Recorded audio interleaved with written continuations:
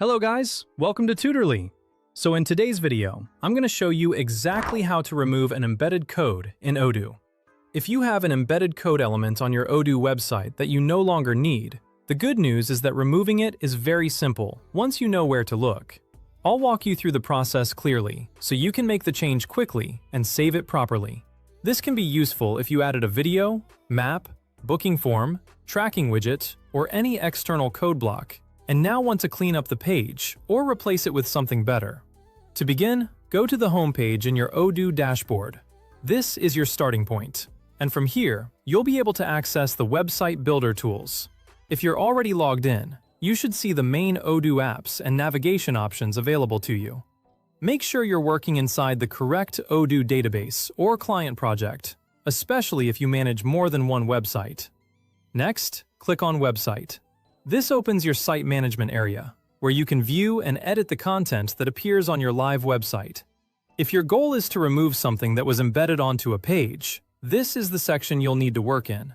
From here, you can navigate to the page where the embedded code is located, whether it's on the home page, contact page, landing page, or any custom page. Once the website loads, click on Edit. This puts the page into editing mode in Odoo. Editing mode allows you to directly interact with website elements on the page, including text blocks, images, buttons, and embedded code sections. Make sure you're on the correct page before making changes, especially if your website has multiple pages with similar layouts. A good practice is to quickly scan the page first and confirm that the embedded section you want to remove is actually visible there. After that, click on the embed code you want to remove. This step is important because Odoo needs you to select the exact element before you can delete it. When the embedded block is selected, you'll usually see editing controls or options appear around it. Take a moment to confirm that you've selected the correct item so you don't accidentally remove the wrong section.